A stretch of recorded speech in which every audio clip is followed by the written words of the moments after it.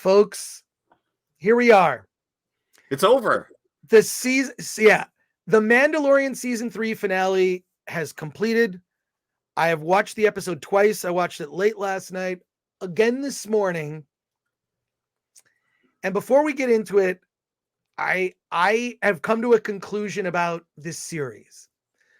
I believe that The Mandalorian started in earnest as a Star Wars show that you could take very seriously. There were moments, I mean, with Werner Herzog in the first season, there was gravitas. It took itself seriously, not just the events that were occurring in the show, but even like everything down to the physics of the show and the logic of the character motivations, even the action.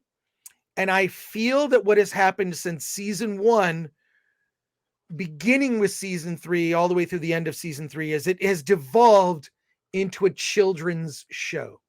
This is a program for children. Because as I viewed it a second time, I thought to myself, everything that is happening is dumb and defies logic, even the logic of physics in the Star Wars universe. And I thought to myself, having said that, if I was 6 years old, this would be a really cool show. I am not 6.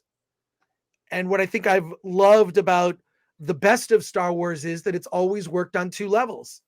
Star Wars is, for adults, but it's also as much children can enjoy it, but it's not talking down to kids ever.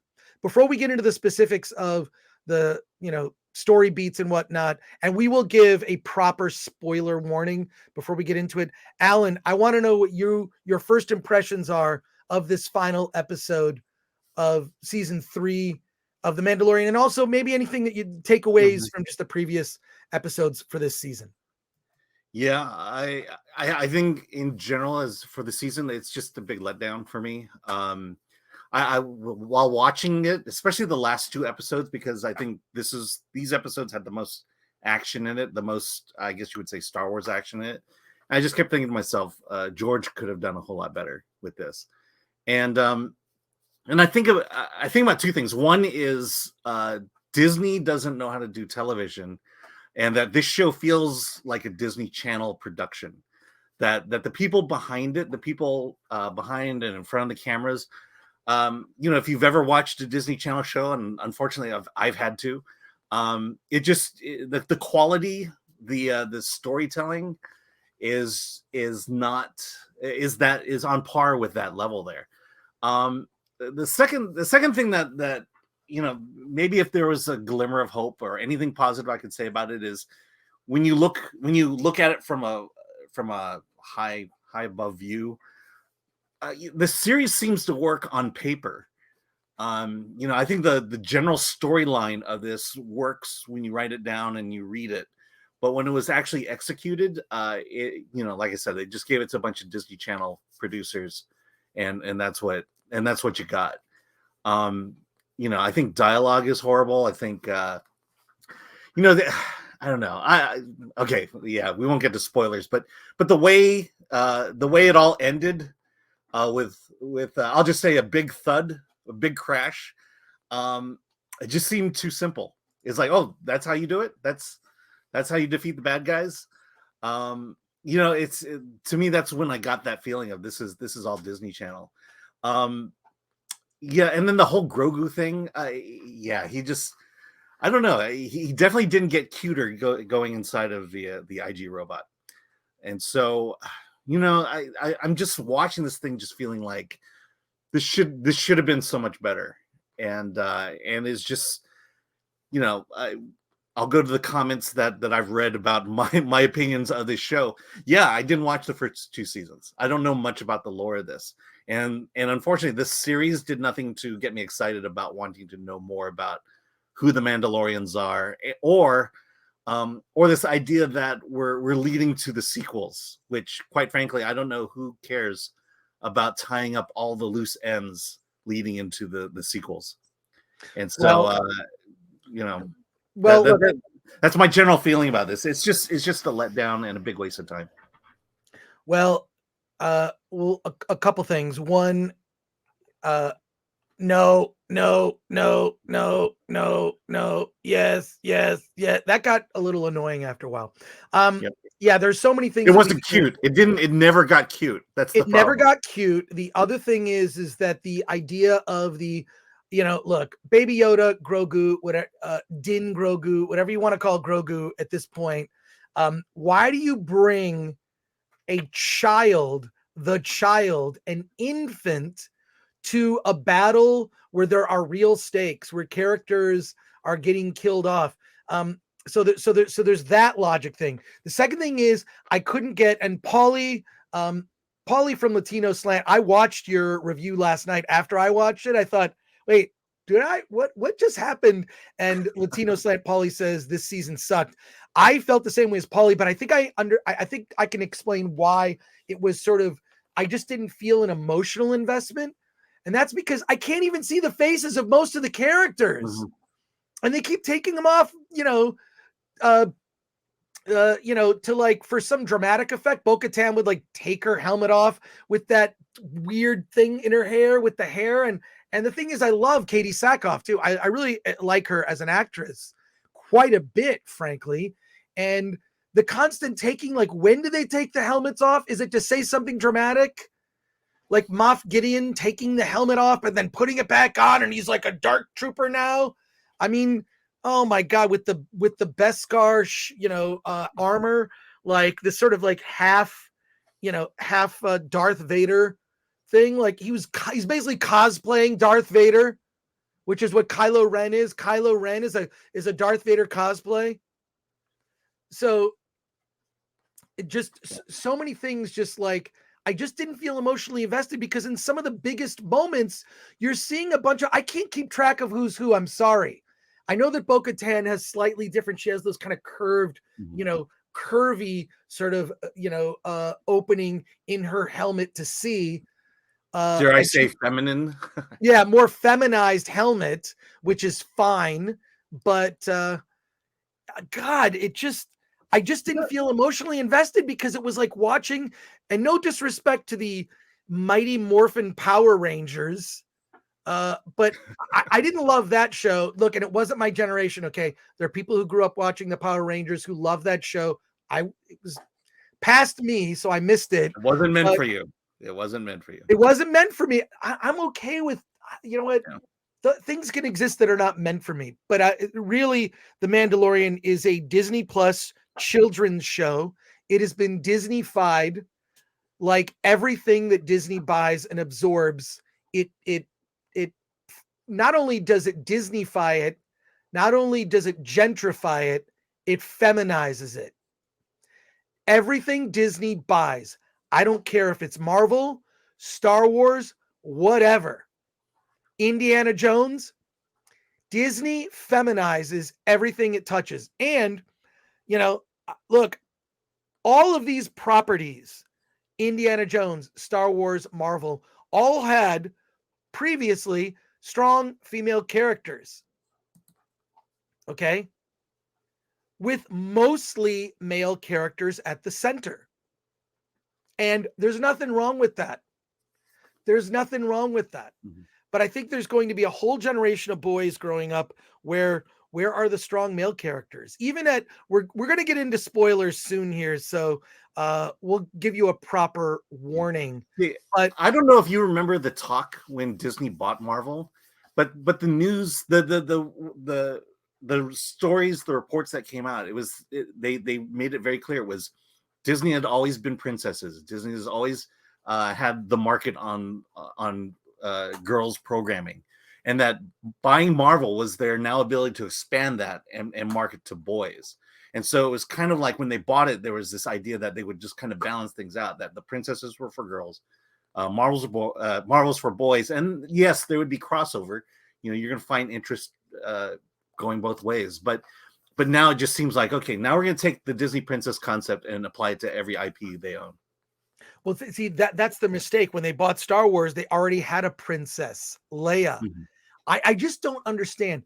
You create a Star Wars theme park at Disneyland and Disney World, and you don't have someone dressed as Luke, someone dressed as Princess Leia, so people can get photos. You don't have someone dressed as Darth Vader walking around. You've got this sequel trilogy nonsense where, and you know what? It's fine. I actually have no problem with any of the sequel trilogy characters walking around. But why don't you have these beloved classic legacy Star Wars characters at your Star Wars theme park? Yeah. No one cares about this weird, bizarre fantasy of like you're pretending you're in some land where, you know, the people who work at the theme park are staying in character. And I really appreciate anyone that works at those theme parks. I mean, my God, working in the service industry now has got to be hell. For and sure. To be in a costume and hang out with fans, I mean, my respect to those cast members. Right. You know, but and then they talk about copyright and things like that, with Hamill, Carrie Fisher, and Harrison Ford. When they brought Indiana Jones to Disneyland, none of the Indiana Joneses looked like Harrison Ford. They just, and you could have done the same thing with Luke, Leia, and Han. Is just, okay, we don't need them to look like the original actors. Just bring the characters back. Yeah, I really just think they screwed up the sequel trilogy, and now what they've done is they've diminished the brand of Star Wars. They've diminished it to the point where I think it just leaves a bad taste in people's mouths. The way that they they literally killed off the legacy characters that everyone cared about, with the exception of Lando and R2 and C-3PO and whatnot, whatever. But all those legacy characters are gone, and you can't really remake it unless they make a sequel series that features Han, Luke, Leia, Lando adventures, and you cast younger versions and then deep fake the faces. You could do that. It would be prohibitively expensive, but you could do it. But I think the opportunity and the enthusiasm for what the Star Wars sequels could have been, that's over. The Mandalorian seasons 1 and 2 were kind of a glimmer of like, oh, Jon Favreau kind of understands the tone of Star Wars. I really wish history would be different if Jon Favreau had directed The Force Awakens. He was one of the directors that they were talking to about making Star Wars Episode 7. And well, according to Midnight's Edge, it appears Jon Favreau is basically Ike Perlmutter of Star Wars. They're just leaving him in the background. Well, my understanding is that after this season that Jon Favreau is going to leave, that he's out. So the other thing is, we'll get to spoilers in a minute. I want to go through some of your comments and questions. We have some super chats too. We'll get to them, I promise. But it's the constant repetition of "this is the way, this is the way, this is the way." It's not. There's no weight behind the phrase. There's no weight behind the catchy. It used to be in every Star Wars movie, you'd get to say, "May the Force be with you" once a movie. Yeah. And when someone said it, there would be applause coming from the audience. Or it mattered because it was in a dramatic moment. You get to say, "May the Force be with you." And then you also get to say, "I got a bad feeling about this. I got a bad feeling about this." So look, I think this season 3 finale is a colossal disappointment. I think there was a lack of emotional investment due to just too many on-screen characters are in masks, so there's no weight to any of the deaths. I kind of miss the Star Wars that was, just to talk about Moff Gideon for a second. There's a scene in the previous episode where he has a meeting with all the sort of, the remnants of the Empire. This is the beginnings of the First Order, and they're all talking, and all of them, for the most part, have British accents. And when I hear a British accent in a Star Wars movie, I immediately think, well, they're evil. And then what's his name? The actor who plays Moff Gideon. Giancarlo Esposito. Giancarlo Esposito. He just talks like just a regular dude. and there's no gravitas behind it. He was great in Breaking Bad. He was fantastic in Breaking Bad. For some reason, I don't think he was decent in season 1, but I think his return was lazy, and I think the way that they dealt with his character in this at the end was throwaway.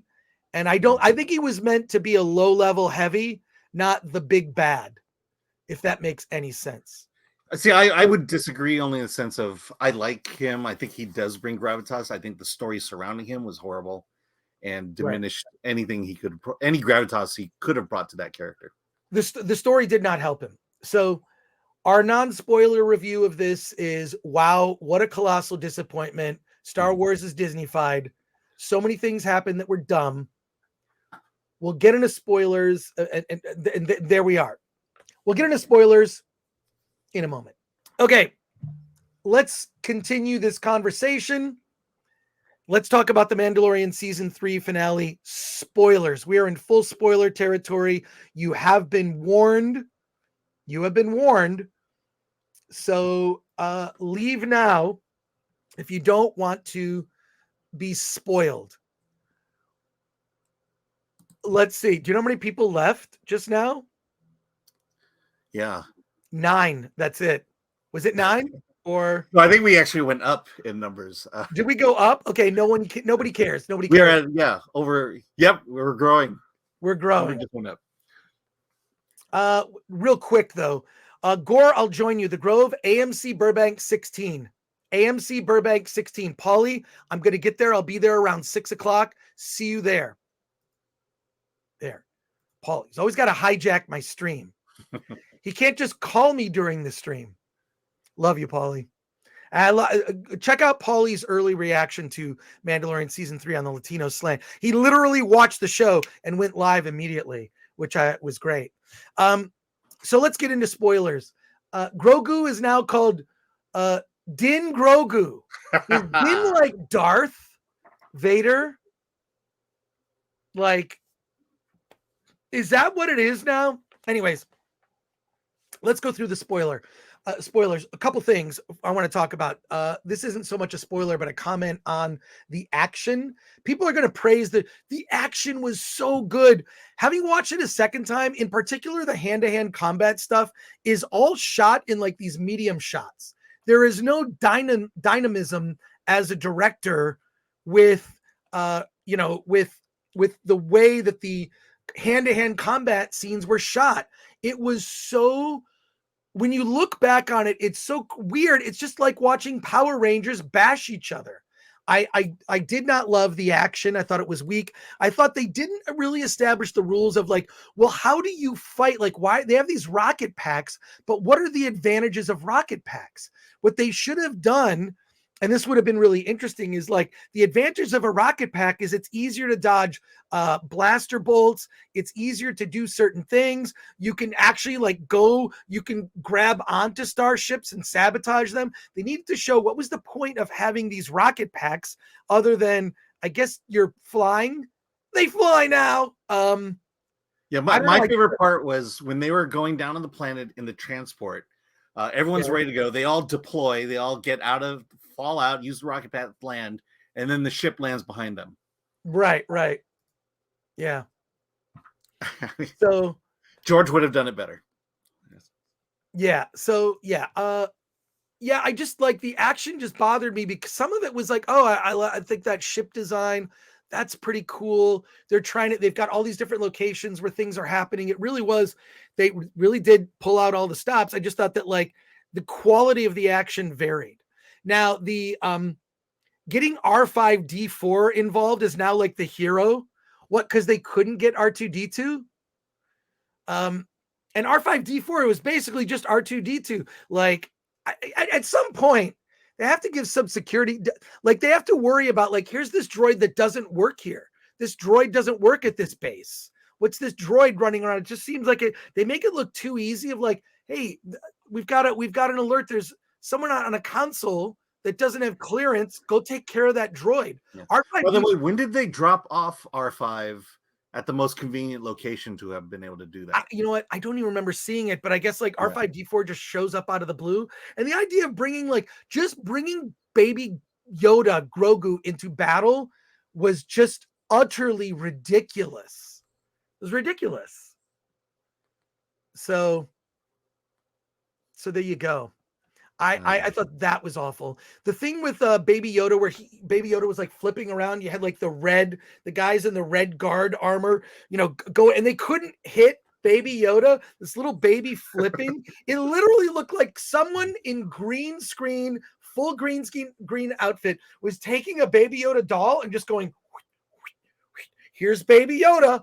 Look, Baby Yoda can do this and that, and it got ridiculous. It got ridiculous. And then the being inside the IG-88 or IG, it's not IG-88, it's IG-12. IG-12, yeah. IG-12. The whole no, yes, this, like, I didn't get, was that an advantage to be in that armor? I guess, maybe. But I was always, so much crazy stuff happened in the last 2 episodes that I'm looking at this going, what are they doing with this? Drop him off with Luke. You're an irresponsible parent, Din. And then let's look at the very ending when Grief Karga gives Mando his little cabin in the woods where he's just sitting. He might have, what would have been really funny if he had a pipe. He had a rocking chair and a pipe and was just sitting outside of his cabin that had like a little smoke. And then little Baby Yoda is like chasing butterflies. Then you cut to Dave Bautista meeting Baby Yoda, and it's the beginning of Knock at the Cabin. That would have been, can somebody make a video where they re-edit the opening of Knock at the Cabin with Dave Bautista, but instead of that young Asian girl, just throw in Baby Yoda? I think it could totally work. Yeah. And if you can make Dave Bautista Drax, that would be even better. Yeah. Or Drax, whatever. Just like the ending is just like, all right, what they've basically done is they've canned Baby Yoda and Mando for a year or two until they end up sort of maybe at the end of the Ahsoka series or the beginning of the Dave Filoni Star Wars movie, if it ever actually goes to theaters. But now that we're in full spoilers, Alan, what are your thoughts? Yeah. And I'll be right back. Back. Just I can hear you. Yeah, in space, everyone is a military moron. I don't know. It's like why is okay, so getting into spoilers, the Empire or the remnants of the Empire is now on Mandalore. They build an entire ship base. And the way it ends is that they go out, they attack the Mandalorian flagship, and then because it's so out of whack that they decide that they're going to fly it down and crash into this base. So this one ship crashes into the base, and the Empire is destroyed. I mean, who puts basically all their eggs in one basket? This is the thing that bothered me, I guess, the most when I walked away having seen the final episode is there's just no real thought beyond just narrative. This idea that you can destroy the entire Empire here with one crashed starship just seems very lazy in terms of writing. Seems unlikely if you were actually taking over a planet and had a base. You'd have smaller bases out there. You'd have ways to protect that base other than being out in the open like that. And then even the Mandalorians to have their flagship, everyone in it to have been. Then they have this one ship, the one that the old guard that was still on Mandalore. There's that sailing ship, and to have everybody on it, only to have it crash because of some monster they drove by. It just the idea of, if I'm watching a military movie or a military show, no one would ever do these things. No one would ever plan these things out like that. And quite frankly, that's when I gave up on She-Hulk, was when Jen Walters revealed herself to be a really horrible lawyer. And this is why I kept saying that they gave the Disney Channel producers a chance to produce a Star Wars show, and this is what we got. because you mentioned with even the fighting, the hand-to-hand fighting, Yes. it's all very, all medium shots. It's all very not even well It choreographed. wasn't, I didn't think it was, look, you want to see well choreographed, see John Wick 4 or Yeah. any John Wick movie. Do you want to see well choreographed hand-to-hand Mhm. combat? Watch an Ip Man Yeah. film or watch You want to see Raid. well choreographed fighting? Watch WWE wrestling. God, even watch AEW wrestling, because Yes. these fights, the fight between over a chess game. Okay, I get the motivation behind it, but the fight itself was just very clunky. No one the fight choreography in that sequence is just horrible, and the part of it is it should feel like an actual fight, and in this case, it just felt like a choreographed fight. No, but it wasn't even well choreographed. That's my point, is Yeah. that the hand-to-hand, when you look at it, it's shot very TV, right? It's medium shot, and it's Mando fighting those troopers, and then there were the red troopers, and then it was just like, it was like, you know what it was? It was like video game levels, like a side-scrolling fighting game where you're going through the video game level, and you got to defeat these, then there's a boss character. Then you're going through the video game level, you have to defeat these characters, then there's a boss character. It was just over and over this sort of sameness about it, that like it got boring, but then also it wasn't even super interesting, like especially when you look at movies like The Raid or The Raid 2. Watch those films, and then if it was something like that, I'd like to see, like, not that, like, the Mandalorian needs to be John Wick, but why are these bounty hunters so feared? It seems like the Mandalorians, like, as a people, are stupid. They're just like not, I just feel like they don't. Now, having said that, like, this stuff is like for kids. There's no child that's going to have any of these complaints. I am literally old man yelling at cloud about these nitpicks. Having said that, you can make it for kids and adults. And right now I feel like what they've done is they've devolved the Mandalorian into a show for children. It is absolutely a kids. I mean, do you honestly think kids are going to want to become Mandalorians now? Well, it's not about wanting to become that, even just entertained or have some lessons. What are the lessons, right? Right. But they're a whole, and just be entertained. We all wanted to be Jedis when the original Star Wars came out. Heck, people wanted to be stormtroopers when the original Star Wars came out. Right. I just can't imagine people want to be Mandalorians now. Yeah. I don't know. God, the chat is on fire here. I want to get to your comments and questions, but the spoilers. Look, Bo-Katan wins, and I don't know if it's a satisfying win, but there you are. Even the setup, the setup of Din Djarin is about to be beaten by Moff Gideon. And then Bo-Katan comes in, saves the day, go get your child. I get that was supposed to be the ending of that, or the way it was supposed to go, but I just didn't feel like it executed that well at all. Right. It just felt very convenient. Everything feels convenient, and I get it. These are like serial shows. I mentioned that earlier, but even then that was laughable. And this one is just, it just feels. My theme here is it all feels lazy. It absolutely feels lazy. No one knows what they're doing. Absolutely. It just, yeah, I know it's, I don't know. But the chat is on fire here. I'm looking at the chat. It's kind of crazy. So we're going to get to your comments and questions in a moment. But as for the spoilers, the way it ends with Moff Gideon engulfed in flames by, we haven't even talked about this. The Moff Gideon clones. He's basically a low-level thug that's cloning himself. For what purpose? To send them out to the galaxy because he's such a narcissist? Certainly there could have been someone better to clone. Well, they'll get to that. They'll be cloning the Emperor. They'll be cloning Snoke. We already know this stuff. None of this is going to be interesting or a surprise once they get to it. Once they get to it, it's not going to be super interesting or a surprise. Yeah, but that's my point of the state of Star Wars now. They're filling in the gaps to get us to a point of the sequels which we don't care about, and That's it. That's it. wasted. It's just wasted effort because even if they execute it perfectly from now on, I still don't care.